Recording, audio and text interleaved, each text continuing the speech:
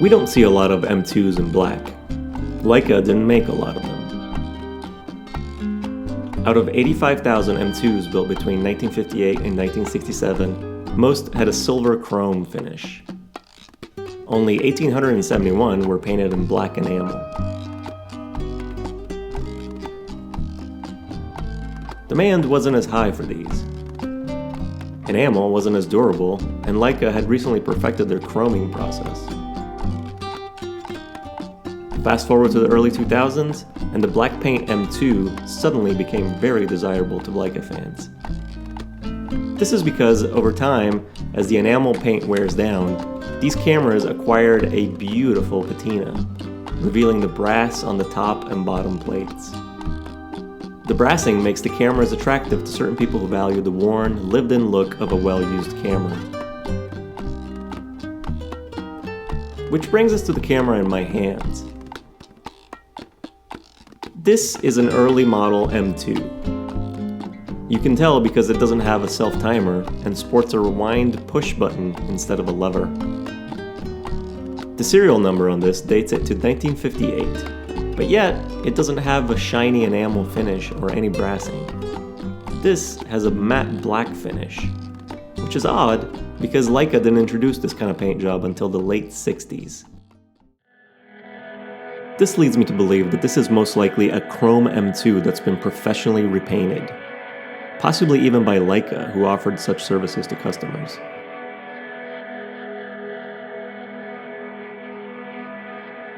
So, is this M2 not as valuable as a real black paint M2? Well, it isn't. But does the paint job make it any less of a camera? Does it still function basically as a photography tool? Of course it does. This is a Leica M2. It's a great camera which, if routinely serviced, can keep firing away for generations. Anyone would be lucky to call this their camera. It's a wonderful tool with a great history.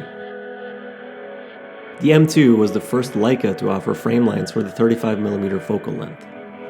The 35, 50, and 90mm frame lines made it more suitable for photojournalists. But the press wasn't the only one interested in the M2. Street photographers also took to it. The camera became a classic. Equipped with an ultra-wide 21mm and a bright line finder, it makes for a handsome and extremely capable camera to this day, regardless of the authenticity of its paint job. Not only does this camera have a history, it has a bit of mystery around it too.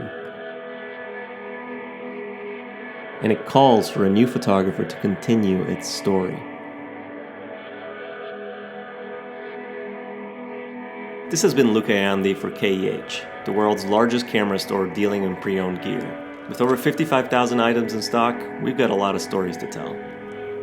If you want to write a new chapter for any of our gear, check us out at KEH.com, and please subscribe to this channel for more videos like this one.